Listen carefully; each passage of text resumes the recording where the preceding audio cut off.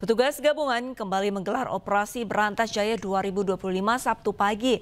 Salah satu preman yang berkedok sebagai juru parkir liar berusaha kabur saat akan ditangkap petugas.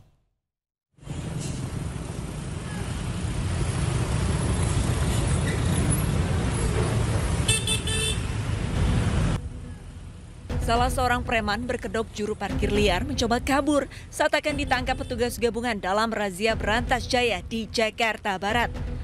Namun aksinya gagal setelah sempat terjatuh ketika melarikan diri.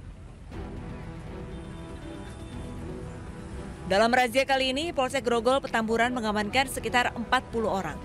Antara lain, preman berkedok juru parkir liar, Asmoro atau pemalakan terhadap sopir truk, serta Pak Oga. Untuk pelaku pungli, artinya dalam hal ini seperti An Asmoro dan juga kepada pelaku pungli lainnya seperti Pak Oga dan parkir yang tidak memiliki izin telah kita amankan yang sebenarnya saya bilang tadi sekitar estimasi 40 orang dan saat ini semuanya kita hanya lakukan pembinaan. Selain menangkap puluhan preman, petugas gabungan juga menertibkan atribut organisasi kemasyarakatan yang berada di sepanjang Jalan Daan Mogot, Jakarta Barat. Dari Jakarta, Miftahul Gani, iNews melaporkan. Kepala Kantor Komunikasi Presiden Hasan Nasbi berbicara mengenai upaya Presiden Prabowo Subianto untuk memberantas praktik premanisme. Ia menegaskan pemerintah mengejar premanisme yang mengganggu proses bisnis di Indonesia.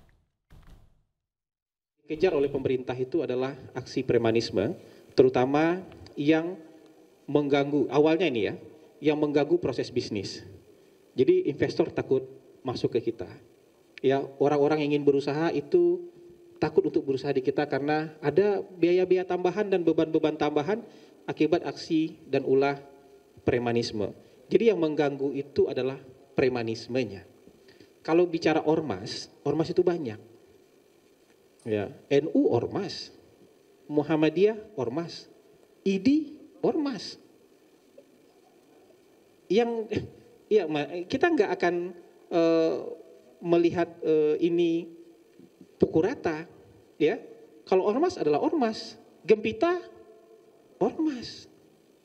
Jadi kalau pertanyaannya kenapa tidak menyentuh ormas, yang ingin diatasi dan dihilangkan oleh pemerintah adalah aksi premanisme, tindakan premanisme. Mau dia individual, mau dia berorganisasi, itu yang ingin nanti dihilangkan oleh pemerintah. Dan hari ini pemerintah sedang membentuk tim khusus untuk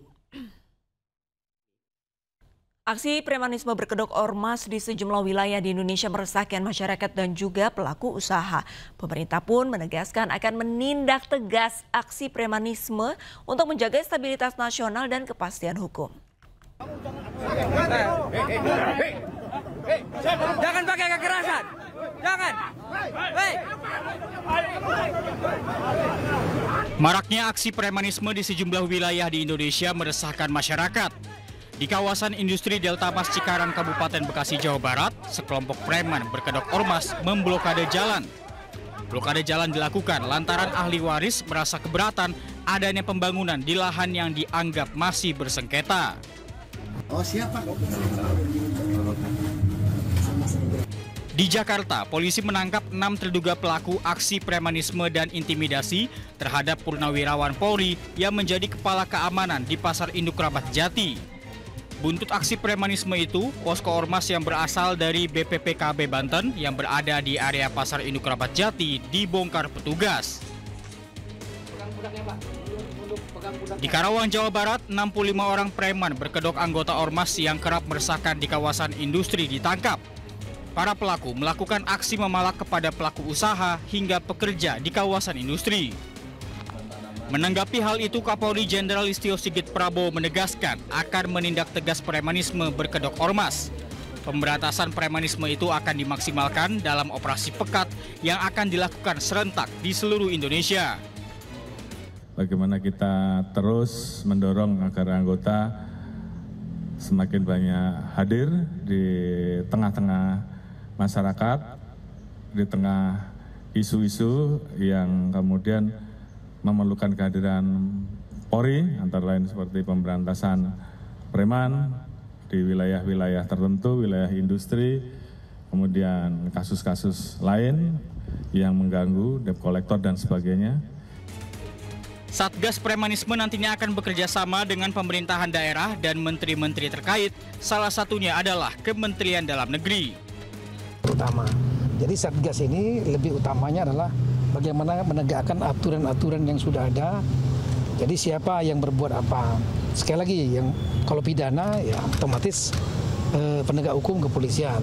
Kalau yang berbadan hukum dari Kementerian Hukum. Kemudian kalau yang terdaftar di Kementerian Negeri, otomatis dari Kementerian Negeri. Salah satu sanksinya adalah membuat surat untuk melepaskan status keterdaftarannya. Nah, apa resikonya ya ormas-ormas yang tidak terdaftar, yang dinyatakan tidak terdaftar ini tidak mendapatkan pelayanan fasilitas pemerintah. Keberadaan ormas yang menyimpang dari fungsi sosialnya dan yang melanggar ketertiban umum tentunya tidak dapat dibiarkan terus-menerus karena meresahkan masyarakat dan para pelaku usaha. Tim Liputan, iNews melaporkan. Masih selanjutnya pemirsa, 2 jenazah Bribtu Anumerta Dedi Tambunan dan Baratu Anumerta Kain Rere yang merupakan korban penembakan KKB Sabtu 17 Mei 2025 telah diterbangkan ke kampung halamannya. Kedua jenazah dipulangkan untuk dimakamkan dengan menggunakan pesawat.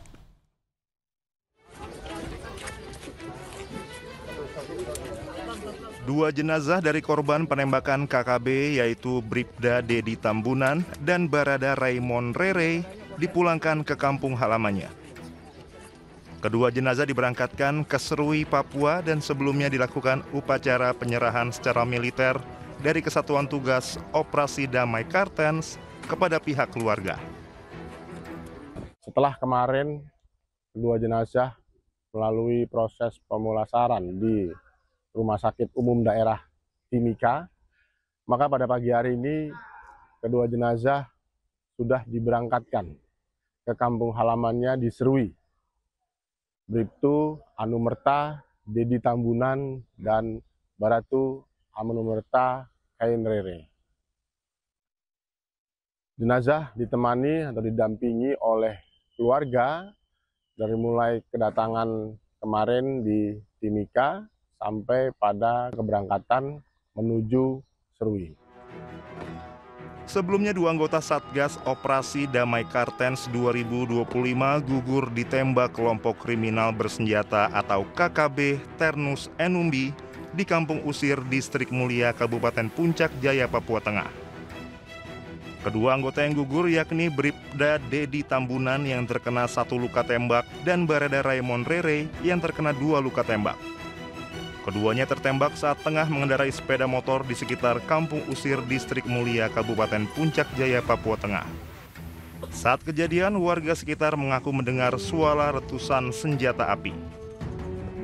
Aparat gabungan hingga saat ini masih menyisir wilayah sekitar untuk mengamankan situasi dan memburu para pelaku. Pasca kejadian, pihak kepolisian mengimbau masyarakat Puncak Jaya tetap tenang, tidak mudah terprovokasi, dan mendukung upaya penegakan hukum yang dilakukan aparat.